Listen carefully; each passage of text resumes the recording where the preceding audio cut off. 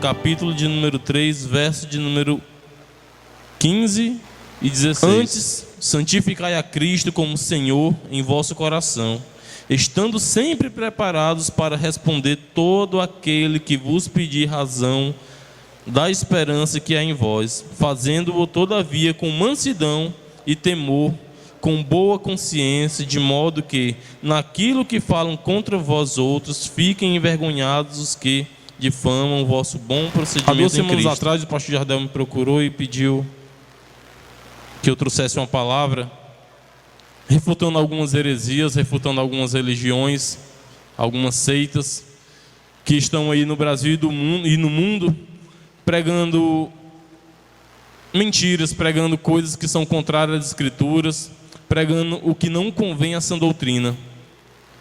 E aqui no livro de 1 Pedro, aliás, verso de número 15, diz: antes, santificai a Cristo como Senhor. A palavra, amados, ela começa dizendo que antes nós devemos santificar a Cristo como Senhor. Ao contrário do que muitas seitas vêm fazendo, eles não têm santificado a Cristo como Senhor. Muito pelo contrário, eles têm diminuído a imagem de Cristo. Quando você olha para os mais variados tipos de religiões e seitas que existem no Brasil e no mundo, a primeira coisa que você vai ver é que eles diminuem a imagem de Cristo. Há alguns que dizem que Cristo é apenas um espírito evoluído. Há outros que dizem que Cristo foi apenas um profeta que passou por essa terra, um simples homem ou um anjo. Dizem que Cristo é o arcanjo Miguel. Mas a palavra de Deus está dizendo: antes, santificai a Cristo como um Senhor em vosso coração, estando sempre preparados para responder a todo aquele que vos pedir razão da esperança que há em vós. A palavra de Deus antes santificai a Cristo em vosso coração, estando sempre preparados para responder a cada um, para dizer para cada um qual a esperança que há em nós, que no qual é Cristo Jesus. Será, amados, que nós estamos preparados para responder, para defender a nossa fé? Será que nós estamos preparados para falar a verdade, anunciar às pessoas as verdades bíblicas?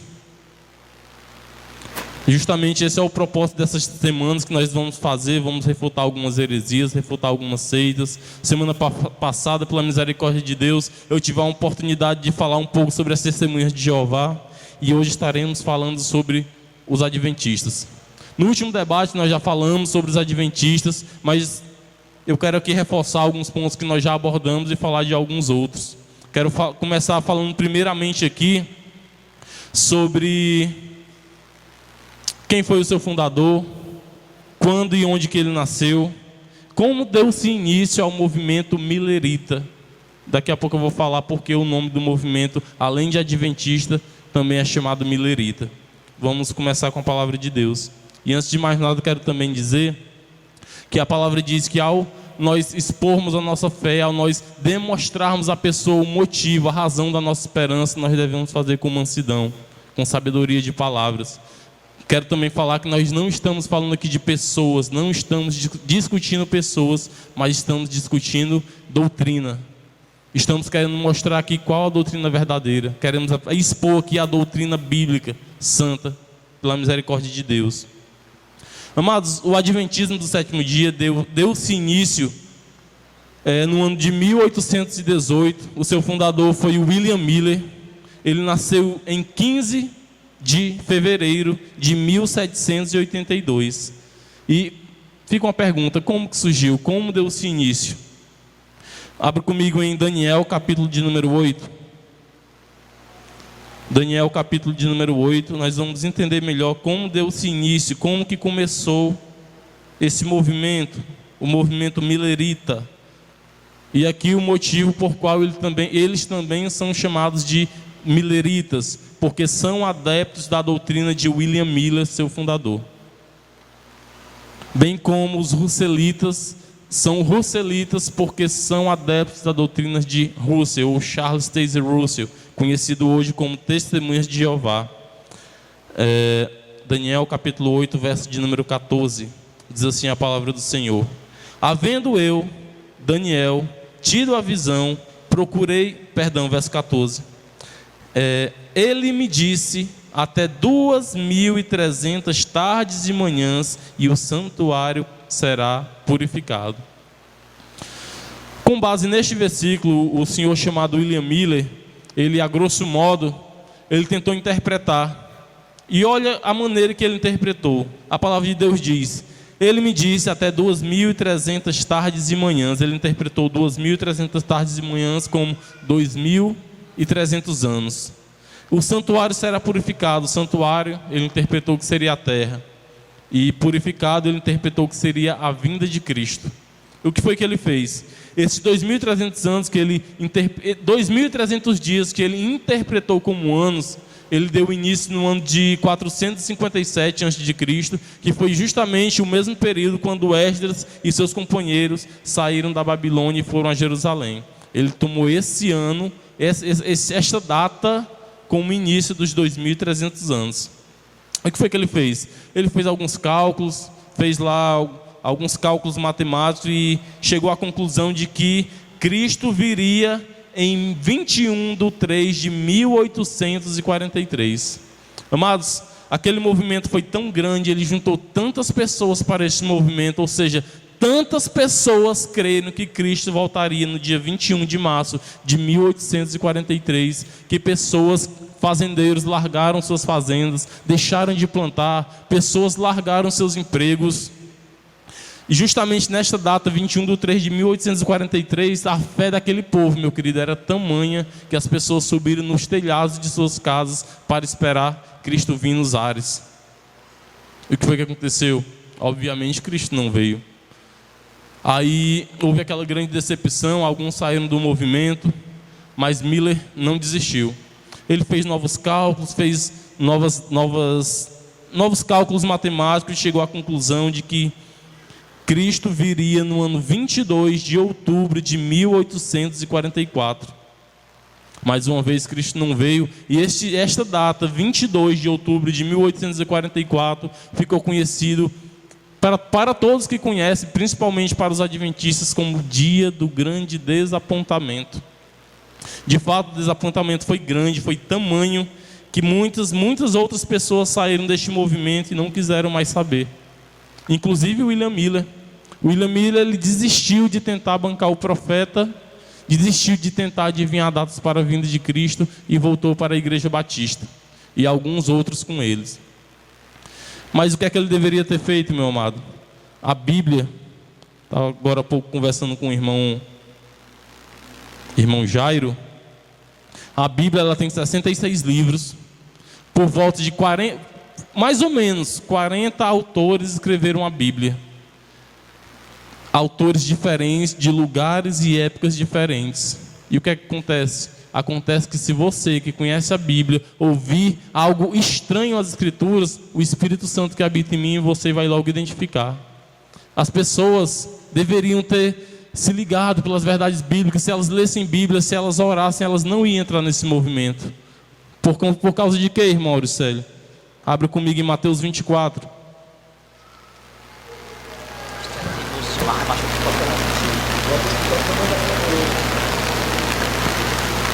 Glória a Deus, aleluia.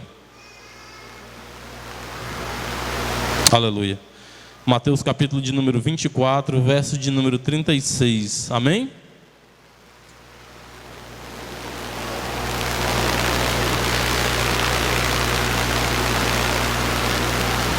Diz assim a palavra do Senhor: mas a respeito daquele dia e hora, ninguém sabe, nem os anjos dos céus, nem o Filho, senão o Pai. Amados, nós vivemos numa atualidade onde de fato existem muitos falsos profetas, mas igualmente ainda existe um remanescente que está aí para pregar a verdade. Nós conhecemos alguns homens e amamos e cremos na palavra de que Deus usa alguns homens para pregar. Mas se hoje um desses homens que pregam a verdade chegar num púlpito, chegar num canal de TV, chegar num rádio, canal de internet, onde quer que seja, num livro, em qualquer pregação, se ele disser Cristo virá em 2020, por exemplo, qual é a nossa atitude? Correr para a Bíblia. Mateus 24, 36 diz que ninguém sabe, nem os anjos do céu, nem o Filho do Homem, senão o Pai. Aqui o próprio Senhor Jesus Cristo falando, ele estava encarnado. Eu creio na minha concepção de que Cristo como Deus, ele não sabia, Cristo em carne, Cristo como homem. Mas hoje Cristo glorificado, sentado à destra do Pai, eu creio que sim, Cristo na pessoa divina, crê. Ele sabe, aliás, de que ele mesmo, o dia que ele mesmo voltará. O fato, amado, é que se um anjo do céu chegar para você marcando data, considere esta mensagem anátema, considere maldita, porque a palavra está dizendo que ninguém sabe, nem o filho, senão, nem os filhos, nem os anjos, nem o filho do homem, senão o Pai. Amados, vamos falar um pouco mais sobre essa refutação. Primeiro, que ninguém sabe. Segundo, se eles lessem melhor Daniel capítulo de número 8, eles iam ver que aquela profecia era uma profecia para aquele tempo. De fato, fala assim da vinda de Cristo. Se você ler Daniel capítulo 8 em sua integridade, lá fala da vinda de Cristo. São profecias para aquele tempo que se enquadra nos tempos futuros. São profecias para aquele tempo que fazem alusão para os tempos atuais. Os tempos dos últimos dias, o tempo da vinda de Cristo de fato faz. Mas em nenhum momento ali não marca data e nem nos induz, nem nos leva a marcar data para a vinda de Cristo. Amém? Amados, Antíoco Epifânio, ele profanou um templo.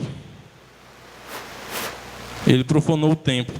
Ele fez dentro do santo lugar um altar para Zeus. Então, a purificação do templo seria não em 2.300 dias, mas na metade desse tempo, 2.300 tardes e manhãs. A melhor interpretação que a igreja primitiva chegou, os pensadores cristãos da igreja primitiva, o melhor explicação para este versículo de Daniel capítulo 8, verso 14, é de que Antíoco Epifânio profanou um templo e depois deste período marcado, foi purificado, foi tirado, chegou alguém que tirou de lá todos aqueles altares, aquelas imagens pagãs. Então, Cristo não veio em 22 de 10 de 1844. E aí, o que foi que aconteceu?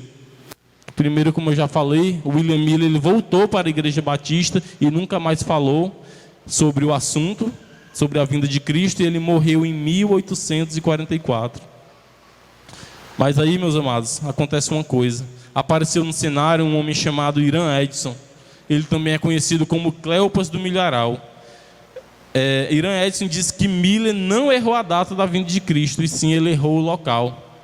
Esse Cleopas do Milharal, o senhor Irã Edson, ele disse que estava em sua fazenda no Milharal, disse que olhou para o céu e viu Cristo saindo do lugar santo para o lugar santíssimo, dando assim continuidade ao movimento. Ao invés dele pegarem e seguir seus líderes, voltando para a igreja, voltando para a sã doutrina, não. Eles continuaram em suas heresias e disseram que Cristo mudou de local.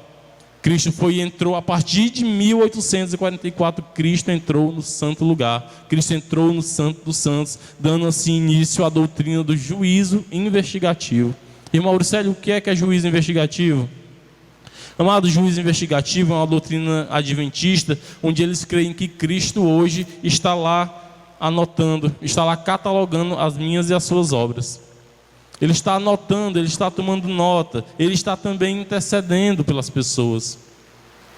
E eles creem, amados, que a obra redentora de Cristo deu-se início em 1844. Será que a obra redentora de Cristo, será que Cristo entrou no santo lugar como nosso sumo sacerdote para interceder por mim e por você apenas em 1844? Vamos ver o que a Bíblia diz. Abra comigo em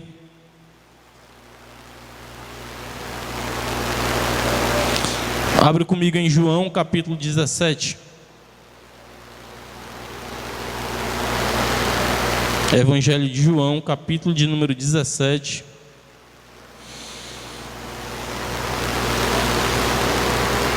Verso de número 4. Amém? Diz assim a palavra do Senhor: Eu te glorifiquei na terra, consumado a obra que me confiaste para fazer. Amados, Cristo está dizendo que consumada estava a obra que ele tinha de fazer, o que é consumado? Está acabado, está quitado, está pago, chegou o fim da obra redentora, está consumado. Amados, Cristo esteve na terra há 2000 anos atrás, por um pouco mais de 2000 anos atrás, e há 2000 anos atrás Cristo disse: está consumado. Está consumado. A palavra original aqui é tetelestai, significa dizer está pago, quitado, acabou. A cédula do pecado foi rasgada e hoje a justiça de Cristo está imputada em mim e você que cremos, amém?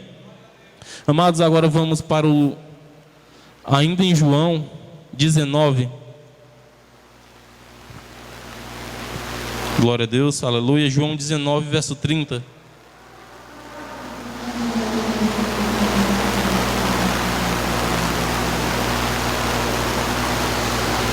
Diz assim a palavra do Senhor: quando, pois, Jesus tomou o vinagre, disse: tetelestai, está consumado, e inclinando a cabeça, rendeu o Espírito. A obra redentora de Cristo não se iniciou em 1844. A obra redentora de Cristo iniciou-se há 2000 anos atrás, quando ele morreu na cruz. O ato de ele tomar ali, meu querido, o vinagre simbolizava o último feito, a última profecia que os profetas falaram, para que ele dissesse: está consumado, está tudo cumprido, está consumado, tetelestai. Amados, agora abra comigo. Exatamente, ele não só iniciou a obra, como consumou, glória a Deus. Abra comigo em Hebreus, capítulo de número 5, verso de número 9 e 10.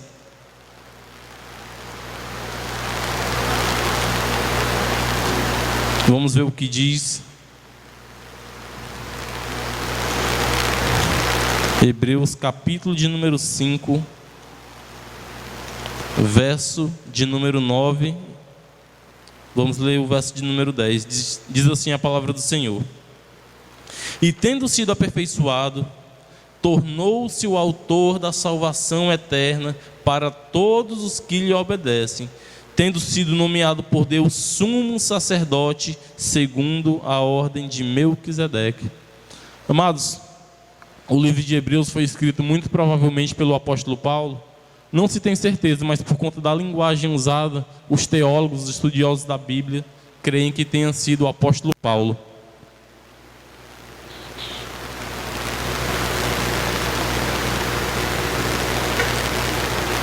O apóstolo Paulo, antes de ver a Cristo na estrada de Damasco, ele era um observador da lei, ele era fariseu, ele era um grande observador da lei, ele conhecia como ninguém a lei. E agora, muito provavelmente ele escrevendo aqui, ele dizendo para os crentes hebreus, que Cristo, verso 10, tendo sido nomeado por Deus sumo sacerdote. Amados, quem escreveu aos hebreus sabia muito bem o que era ser sumo sacerdote. Qual era o papel do sumo sacerdote? Meu querido, sumo sacerdote, uma vez por ano, ele entrava no santo lugar, ele entrava no Santo dos Santos para fazer expiação. Isso o sacerdote da antiga aliança fazia expiação por si mesmo e fazia expiação pelos pecados de outro. Cristo não. Cristo ele veio e fez expiação somente pelas pessoas, por mim e por você, pois Cristo não pecou. Pois Cristo não só era sumo sacerdote, como também era o Cordeiro de Deus. Se Cristo tivesse pecado, a obra redentora não seria completa. Então nós estamos vendo aqui que o sumo sacerdote, onde que ele entrava? No Santo dos Santos. E a palavra de Deus está dizendo em Hebreus que o sumo sacerdote, há 2000 anos atrás, já entrou no Santo dos Santos. Então, meu querido, muito falho a argumentação adventista para dizer que Cristo entrou no santo lugar somente em 1844. Quer dizer, 18 séculos depois de sua morte, ele entrou no Santo dos Santos. E as pessoas que morriam, viveram e morreram antes disso, como era que quem estava intercedendo por eles? Abre comigo ainda em Hebreus capítulo 7. Vira uma página, Hebreus capítulo 7, verso de número 27.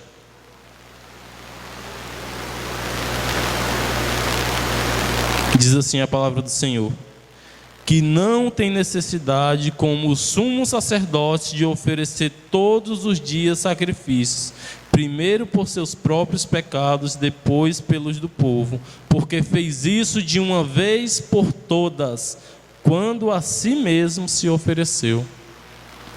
Amados, Cristo, neste momento ele está à destra de Deus Pai, no santuário celestial, de fato. Mas a palavra de Deus, escrita muito tempo antes de 1844, já dizia que Cristo está lá no céu como nosso sumo sacerdote, intercedendo por mim e por você. Quero continuar reforçando ainda em Hebreus capítulo 4, verso 14. Veja que eu não estou pregando, apenas lendo os textos. Apenas ao ler, e os textos estão ficando bem claros. Hebreus 14, verso 4 diz assim: 4:14. Tendo, pois, a Jesus, o Filho de Deus, como grande sumo sacerdote, que penetrou os céus, conservando firme a nossa confissão. Mas a palavra de Deus está dizendo muito claramente que Cristo penetrou os céus. A carta está escrita antes, muito tempo antes de 1814. Se Cristo penetrou o céu, obviamente não foi em 1814. 1844, aliás. Se Cristo penetrou o céu, foi há 2000 anos atrás, quando ele disse Tetelestai. Quando ele estava do lado daquele ladrão da cruz, ele disse: em verdade te digo, que hoje estarás comigo no paraíso. Então, amados, Cristo já estava na presença do Pai a partir do momento que ele disse: Pai, entregue em tuas mãos o meu espírito. O espírito já estava com o Pai. E depois 3 dias depois ele retornou à terra, ele ressuscitou, passou 40 dias andando e depois subiu aos céus. Glória a Deus. Ainda em Hebreus capítulo de número 1, verso de número 3. Hebreus capítulo 1, verso de número 3 diz assim: Ele que é o resplendor da glória e expressão exata do ser, sustentando todas as coisas pela palavra do seu poder, depois de ter feito a purificação dos pecados, assentou-se à direita da majestade nas alturas. Amados, a palavra é muito clara. Ele que é o resplendor da glória, Cristo Jesus, nosso Senhor. O que foi que aconteceu depois que ele morreu? Depois de ter feito a purificação dos pecados. Quando que ele fez a purificação dos pecados? No momento de sua morte. A partir do momento que ele foi sacrificado pelos nossos pecados. O que foi que aconteceu? Assentou-se à direita da majestade nas alturas. Amados, eu poderia muito bem parar por aqui nesse assunto do juízo investigativo. Eu poderia parar por aqui, mas são vários textos, são vários outros textos. É muito claro, a palavra de Deus ela é por ponto, vírgula após vírgula, que nós vamos ver muito claramente que Cristo está à direita de Deus Pai nesse momento, intercedendo por mim e por você, amém?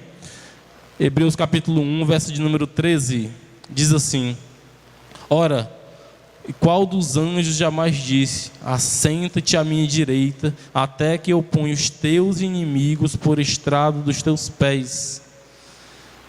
Hebreus capítulo 10, verso 12. Hebreus 10, verso 12 diz assim: Jesus, porém, tendo oferecido para sempre um único sacrifício pelos pecados, assentou-se à destra de Deus. Amados, 1 Pedro capítulo 3, verso de número 22, um pouquinho à frente, depois de Tiago. 1 Pedro capítulo de número 3, verso de número 22, diz assim a palavra do Senhor: o qual depois de ir para os céus está à destra de Deus, ficando-lhe subordinados anjos e potestades e poderes. E para concluir esta parte, amados, Atos 7, vamos ler a partir do 54, diz assim a palavra do Senhor: ouvindo eles isso, enfureceram-se no seu coração e rilhavam os dentes contra ele. Mas Estevão, cheio do Espírito Santo, fitou os olhos no céu e viu a glória de Deus e Jesus que estava à sua direita, e disse: eis que vejo os céus abertos e o Filho do Homem em pé à destra de Deus. Amém, queridos? Tem mais textos, Mas eu vou parar por aqui. Meus amados, o que nós estamos nas nossas mãos é a palavra de Deus, a Bíblia, o cânon sagrado, inspirado por Deus, dizendo muito claramente que Cristo há 2000 anos atrás entrou no santuário celestial e hoje Ele está lá como um sacerdote intercedendo por nossas vidas, meu querido. Não em 1844. Mas por que é que eles dizem que foi em 1844? Porque o seu fundador, William Miller, marcou data para a vinda de Cristo. E para não ficar feio para eles, para aquele movimento, para eles não darem fim, eles continuaram na mentira dizendo, não, Cristo veio. Mas Cristo veio invisivelmente no céu. Como que pode alguém vir invisivelmente no céu? Ou ele veio ou ele não veio, querido. É igual eu dizer para você que eu estou no Japão e dizer, olha, eu vou ir para Fortaleza. Aí você me espera e eu não apareço. Aí eu vou dizer para você, não, eu fui, mas eu fui invisivelmente. Onde é que você está? Estou no Japão ainda. Está vendo? Não combina. Ou Cristo veio ou Cristo não veio. E a palavra de Deus diz que quando Cristo vier, Ele virá em glória. Ele virá sentado no seu trono e os anjos ao seu redor. Antes da vinda dele, a palavra de Deus diz que o sol vai escurecer, a lua não vai dar a sua claridade, as estrelas cairão do céu, ou seja, haverá eventos grandiosos antes da vinda de Cristo. Não tem nada de invisível, mas de visível, portentoso e glorioso, isso tem. Amém? Glória a Deus. Amados, depois de o Cleopas do Milharal, apareceu outras duas figuras. Um deles é o Joseph Bates. Joseph Bates, ele dava bastante ênfase no sábado. Por sinal, se você conversar com um adventista, o que você mais vai ouvir é sobre o sábado, é a doutrina que eles mais apoiam e mais defendem com unhas e dentes. E apareceu também o James Springer White, também conhecido como Elder White. Ele foi o cofundador da Igreja Adventista do Sétimo Dia e marido da Ellen G. White. O esposo dela não aparece muito no cenário, mas quem mais aparece é a Ellen G. White. Ela é conhecida como a profetisa dos adventistas. Eles creem que a Bíblia é sagrada e inspirada por Deus, sim. Mas eles creem que a Ellen G. White também é inspirada. E hoje eu ouvi uma notícia, pastor Jardel, que eles colocam no mesmo nível de igualdade os escritos da Ellen G. White com os escritos de Asaf. Sabe quem foi Asaf, querido? Ele está nos Salmos, ele escreveu 11 Salmos. Eles dizem que a Ellen G. White está no mesmo patamar. Será que a Ellen G. White pode ser tão adorada assim que eles adoram, entre aspas? Eles creem, eles dizem, vários escritos dizem que ela é inspirada, e ela mesma chegou a dizer, nenhum alfinete dos meus escritos devem ser mudados. O que aconteceu depois de sua morte? Mudaram os escritos dela. A Ellen G. White, ela não cria na doutrina da Trindade. Ela não cria que Deus, o único Deus, subsistia em três pessoas, na pessoa de Deus Pai, do Deus Filho e do Deus Espírito Santo. Espera aí, ela não é inspirada por Deus? Por que é que mudaram? Hoje eles creem na Trindade. Ela chegou a dizer uma coisa que, ao os irmãos ouvirem o que eu vou ler aqui para os irmãos, que está lá no livro de Primeiros Escritos, foi escrito no ano de 1882, na página de número 39, ela disse: há perfeita ordem e harmonia na cidade celestial. Todos os anjos que são comissionados para visitar a terra possuem um cartão de ouro que apresentam aos anjos as portas da cidade quando eles entram e saem. Não combina com a doutrina bíblica. Quer dizer, o Senhor Deus Todo-Poderoso, que é onisciente, sabe de todas as coisas, Ele precisa dar um cartão para os seus anjos para poder entrar e sair da cidade celestial? Será que Deus precisa de fato dar uma espécie de identidade, de identificação para os anjos? Será que Deus não sabe quem são os seus anjos? Heresia, meu querido. É que nem eu falei aqui agora há pouco, 40 autores de lugares e épocas diferentes. Se você ouvir algo que vai em desacordo com a palavra, se você tem o Espírito Santo, lê e ora, você vai muito rapidamente identificar. Você que conhece as verdades bíblicas, você que conhece o mais básico das escrituras sagradas, você vai identificar uma heresia.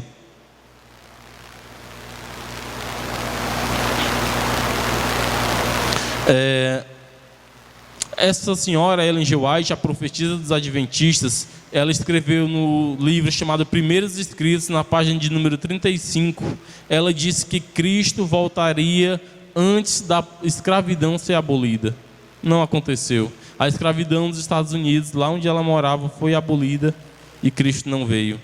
Ellen G. White diz que estaria viva quando Jesus voltasse. Está nos Primeiros Escritos, página 15 e 16. Ellen White profetizou que os senhores dos escravos de seus dias experimentariam as 7 últimas pragas descritas no livro de Apocalipse. Isso está em Primeiros Escritos, página 276. O que foi que aconteceu? Todos os senhores de escravos de seu tempo estão mortos e Cristo não voltou. Ellen G. White afirmou em 1850 que Cristo retornaria em poucos meses. Já estamos no ano de 2017 e Cristo não voltou. Espera aí, meu querido. Ela não é inspirada? Quando você olha para a Bíblia e vê os profetas falando, profetizando, nem um tio, nem uma vírgula do que os profetas profetizaram pela palavra do Senhor, nenhum deles deixou de se cumprir. Nenhum. Várias e várias profecias foram cumpridas. A profecia da vinda de Cristo, a profecia da vinda de João Batista, enfim, todas elas se cumpriram. Por quê? Porque são de fato inspiradas por Deus. E aqui nós acabamos de ver uma lista de profecias dessa pseudo-profetisa chamada Ellen G. White, que não se cumpriram. Meu querido, para eu dizer que se eu escrevi alguma coisa, para eu dizer que é inspirado por Deus, primeiro tem que se cumprir. Abra comigo em Deuteronômio 18. Deuteronômio, capítulo de número 18. O Senhor Deus, por intermédio de Moisés, dando instruções ao povo israelita. Deuteronômio 18, verso 20 e 22, diz assim a palavra do Senhor.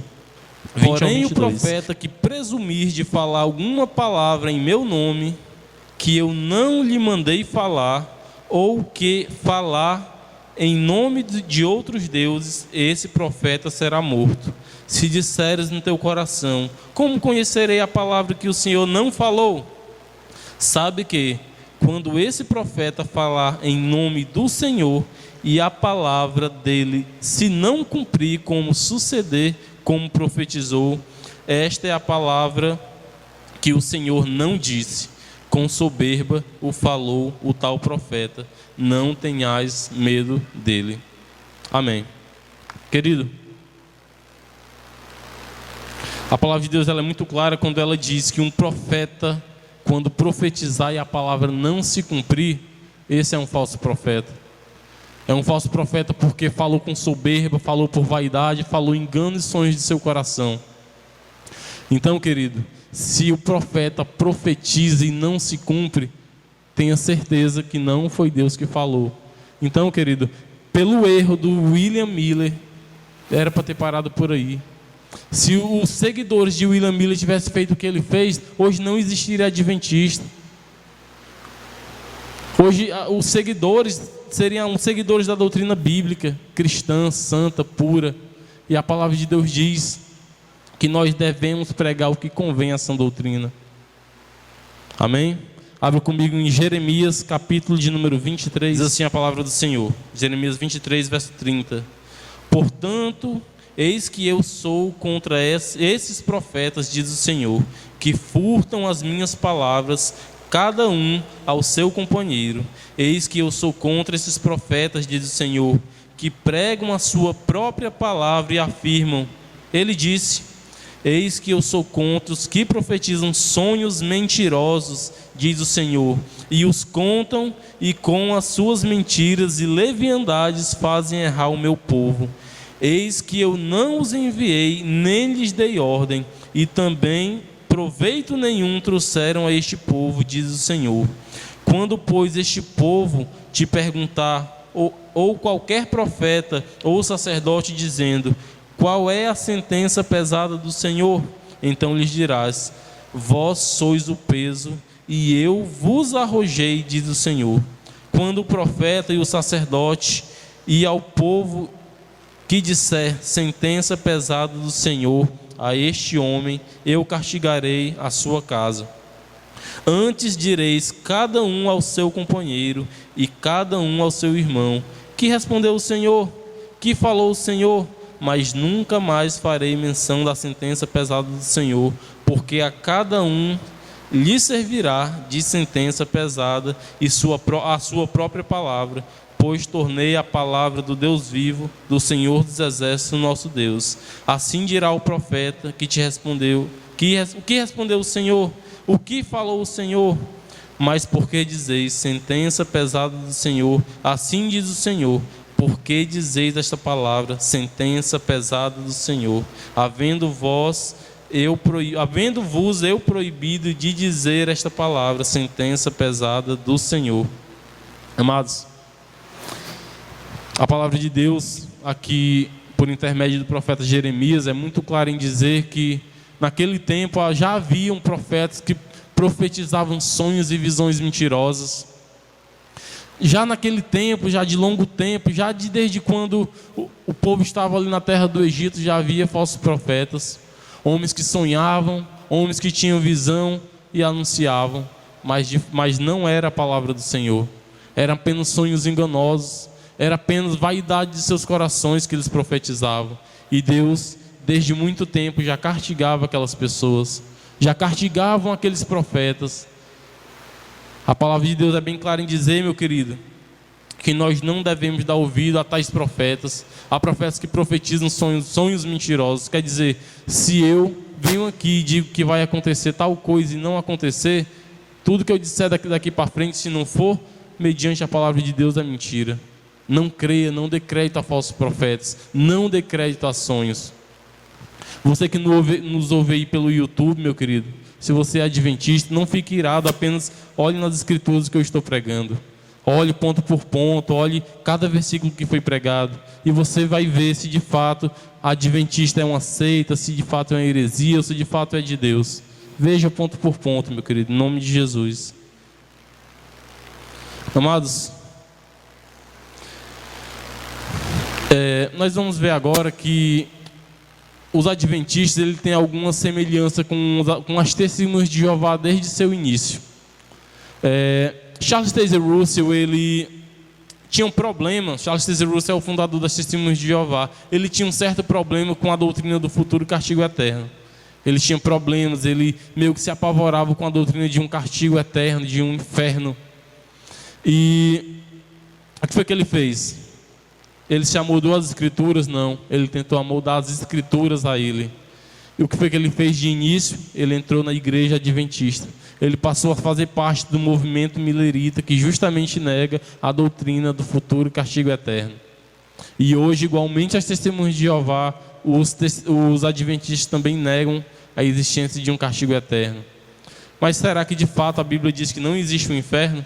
Abra comigo em Lucas, capítulo de número 16. Ora, havia certo homem rico que se vestia de púrpura e de linho finíssimo e que todos os dias se regalava esplendidamente. Havia também certo mendigo chamado Lázaro, coberto de chagas, que jazia à porta daquele e desejava alimentar-se das migalhas que caíam na mesa do rico, e até os cães vinham lamber-lhe as úlceras. Verso 22. Aconteceu morrer o mendigo e ser levado pelos anjos para o seio de Abraão. Morreu também o rico e foi sepultado. No inferno, estando em tormento, levantou os olhos e viu ao longe a Abraão e Lázaro no seu seio.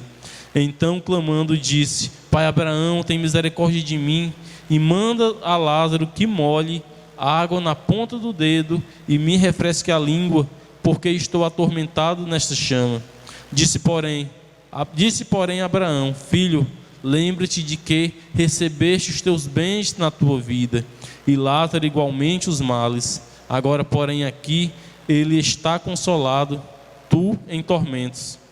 E além de tudo, está posto um grande abismo entre nós e vós, de sorte que os que querem passar daqui para vós outros não podem, nem os que de lá passar para nós. Então replicou: Pai, eu te imploro que o mandes à minha casa paterna, porque tenho 5 irmãos, para que lhes dê testemunho, a fim de não virem também para este lugar de tormento. Respondeu Abraão: eles têm Moisés e os profetas, ouçam-nos. Mas ele insistiu: não, pai Abraão, se alguém dentre os mortos for ter com ele, arrepender-se-ão. Abraão, porém, lhe respondeu: se não ouvem a Moisés e aos profetas, tampouco se deixarão persuadir, ainda que ressuscite alguém dentre os Charles Taze Russell, William Miller, negavam a existência do castigo eterno. Mas não é porque nós não concordamos com alguma doutrina bíblica que ela vai ser mudada. Ou nós nos amoldamos a ela, que essa é a maneira correta, tenha certeza que ela não vai se amoldar a nós. A palavra de Deus ela é bem clara. Em todo o Novo Testamento é onde nós vamos mais ouvir falar do inferno. De fato ele existe, de fato quem mais falou sobre o inferno foi o próprio Senhor Salvador Jesus Cristo. E se você for ver, 40% das parábolas, 40% fala sobre o inferno. E aqui em Lucas 16, a partir do verso 19, ele fala muito claramente de 2 homens, um que vivia uma vida regalada e o outro que não tinha nada e ainda era enfermo. Uma coisa importante a se notar: a Bíblia não está ensinando aqui que o ser rico, o ser pobre implica em salvação, não. Mas ele está falando aqui de pessoas que tinham amor ao dinheiro. Ele está falando aqui de pessoas que amavam o dinheiro. Ele está falando desse homem rico, está fazendo uma alusão de pessoas que têm os seus bens como seu Deus. E a palavra de Deus ela é bem clara em dizer que os 2 morreram.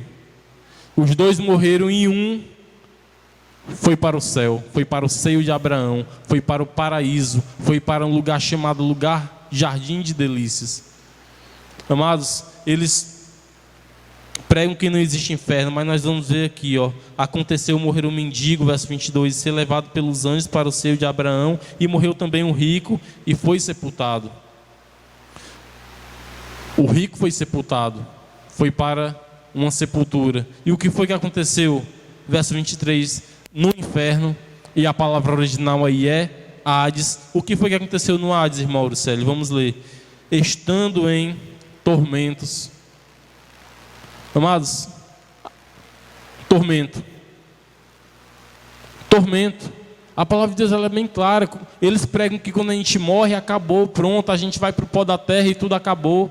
Não tem ninguém em tormentos no Hades, não tem ninguém em tormentos no inferno, mas a palavra de Deus ela é bem clara.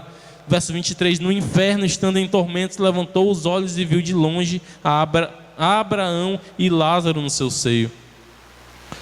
Amados, a palavra de Deus ela fala de um lugar chamado paraíso, que no original grego fala de lugar ou jardim de delícias. Cristo, antes de morrer, ele disse àquele homem do lado direito da cruz, e disse: hoje mesmo estarás comigo no paraíso. O apóstolo Paulo, em 2 Coríntios capítulo 12, fala que ele foi levado ao 3º céu, e ali ele ouviu coisas inefáveis, ou seja, coisas que não é lícito falar para as pessoas. Ou seja, de fato, existem almas em estado consciente, tanto no céu como no inferno. E aqui nós vemos no verso de número 25, verso 24, então clamando disse: Pai Abraão, tem misericórdia de mim e manda Lázaro que molhe a água na ponta do dedo e me refresque a língua, porque estou atormentado nesta chama. Atormentado, querido, existe um tormento eterno. A palavra de Deus ela é muito clara, ela fala em Apocalipse, ela fala nos Evangelhos, ela fala muito claramente que existe. E é muito importante a igreja ter consciência disso, saber do estado intermediário. Verso 25 diz: disse porém Abraão, filho, lembra-te de que recebeste os teus bens na tua vida, e Lázaro igualmente os males. Agora porém aqui está consolado, e tu em tormentos. A palavra não fala de gente dormindo, que nem eles pregam. A doutrina, eles negam a doutrina do inferno, pregando o sono da alma. Ele prega que as pessoas estão dormindo. E o que eles falam até parece fazer sentido. Ora, se as pessoas estão já no inferno ou já no céu, para que tem um juízo? Interessante. Para que ter um juízo? Se as pessoas já estão no inferno, já estão no céu, para que um juízo final? Até faz sentido. Querido, o juízo, o dia do grande juízo final, que está lá em Apocalipse capítulo 20, não fala de pessoas sendo, vem cá você, o que foi que você fez? Vamos ver. Não, o juízo é aqui e é agora. As pessoas de fato serão julgadas segundo as suas obras, mas essas obras Deus já sabe, Deus já conhece. Elas serão julgadas pelas obras, porque preferiram negar a graça de Cristo para serem salvos e confiar em suas obras. Mas as pessoas não são salvas pelas obras, são salvas pela graça. Se você for ver em Marcos capítulo de número 16, verso de número 16, diz assim: ide pregai o evangelho a toda criatura. Quem crê e for batizado será salvo. Quem não crê, porém, já está condenado. Querido, já está condenado. Condenado aqui, condenado hoje. Por quê? Porque não crê no Filho de Deus. Já está condenado. Se você for para João capítulo de número 3, verso de número 18, aquele que não crê no Filho de Deus já está condenado. Então, para que o juízo? O juízo é como se fosse um juízo já com um martelo batido. Deus já sabe o que cada um de nós fazemos, já sabe quem aceitou a Cristo para a salvação e quem nega a Cristo e prefere ficar nas suas obras más. Amém? Amados, se nós formos para Hebreus capítulo de número 9, verso de número 27, lá vai dizer assim: porque ao homem está ordenado morrer uma só vez, vindo depois disso o juízo. Amados, vindo depois, segue-se o juízo. Morrer apenas uma só vez, segue-se o juízo. Amados, a palavra segue-se que quer dizer dá-se continuidade ao juízo. O que eu quero dizer com isso? Que o juízo é hoje, o juízo é aqui. E as duas ressurreições que acontecerão, a primeira já é para salvação, para morar com Cristo no milênio, e a segunda já é para condenação. Se você for para Apocalipse capítulo 20, ali fala de duas ressurreições, ou seja, a continuidade do juízo. Quem morre salvo já sabe que é salvo, e quem morre condenado já sabe que é condenado, e já sabe o porquê, porque negou a Cristo. Ainda em Lucas capítulo de número 16, verso de número 26. E além de tudo está posto um grande abismo entre nós e vós, de sorte que os que querem passar daqui para vós outros não podem, nem os de lá para nós. Então replicou: Pai, eu te imploro que o mandes da minha casa paterna, verso 28, porque tenho 5 irmãos, para que lhes dê testemunho, a fim de não virem também para este lugar de tormento. O que é que a palavra de Deus nos mostra? Nos mostra de um homem que morreu num determinado tempo, e mesmo em tormentos a vida continuava na terra. Ele estava naquele local e os irmãos dele estavam na terra. E ele estava clamando ao pai Abraão, então manda que Lázaro vá lá pregar para eles. Ou seja, enquanto estamos falando aqui, meus amados, existem almas em tormentos. Pessoas que morreram negando a Cristo, muitos até conhecidos e familiares nossos. Em contrapartida, já tem esperança, já está junto ao Pai, o Espírito já está junto ao Pai, debaixo do altar de Deus, como fala em Apocalipse, aqueles que não negaram a graça de Cristo, aqueles que creram no Filho de Deus e mostraram sua crença pelas obras. Então replicou, verso 28 ainda: pois tenho 5 irmãos, para que lhes dê testemunho, a fim de não virem também para este lugar de tormento. Ou seja, meu querido, uma vez eu meditando sobre esse texto, eu pensando, aquele homem era um homem muito rico, e ele mostrava ser uma pessoa muito arrogante, muito orgulhosa, por ter muitos bens, muitas riquezas. E eu conjecturando, a palavra de Deus não diz, eu pensando, quem sabe ele era até intrigado com alguns desses irmãos, ou quem sabe até com todos. E ele está falando aqui lá no inferno, lá no Hades, em tormentos. Pois vai lá pregar para meus 5 irmãos, quem sabe eles se arrependam e creiam. Mas olha o tamanho do tormento, quem sabe ele até era intrigado com esses irmãos. Olha o grande tormento, ele pedindo para pregar para as pessoas que estavam lá na terra, para os seus familiares. Respondeu Abraão: ele tem Moisés e os profetas, ou seja, eles têm a palavra, que os ouçam. Amados, a palavra de Deus ela é bem clara, ela é bastante enfática na existência de um lugar intermediário antes do juízo. Ela é bem clara, ela é inerrante. Existe o inferno, existe o céu. Eu quero aplicar nesses últimos minutos para a igreja. E como é que nós estamos vivendo diante de Deus? Como é que está a nossa caminhada na presença de Deus? Será que nós temos dado um testemunho de um cristão? Como é que está o nosso falar? Como é que está o nosso olhar? Para onde você tem olhado? Que tipo de coisas você tem ouvido? Mundano, secular? Que tipo de coisas você tem cobiçado? Você tem cobiçado o que é do ímpio? Você tem sido maldizente? E lá no seu trabalho, como é que você tem sido? Qual tem sido o teu testemunho? Quando eu falo teu, querido, eu falo para mim, para você que é adventista. Você tem dado ouvido mais à palavra de Deus ou os escritos de Ellen G. White? Você tem dado ouvido mais à palavra de Deus ou às supostas profecias dessa mulher? Querido, o conselho que eu te dou é: largue tudo que é alheio à palavra de Deus e se apegue somente a ela. João capítulo 17, verso 17, o Senhor Jesus Cristo orando ao Pai diz: Pai, santifica-os na verdade. A tua palavra é a verdade. Queridos, aqui eu agradeço a minha oportunidade em nome de Jesus, e quero dizer que são vários pontos a ser abordados. Hoje foi só alguns deles, mas são vários outros pontos a ser abordados. Que a paz de Cristo possa estar sobre a tua casa, em nome de Jesus. Amém. Vamos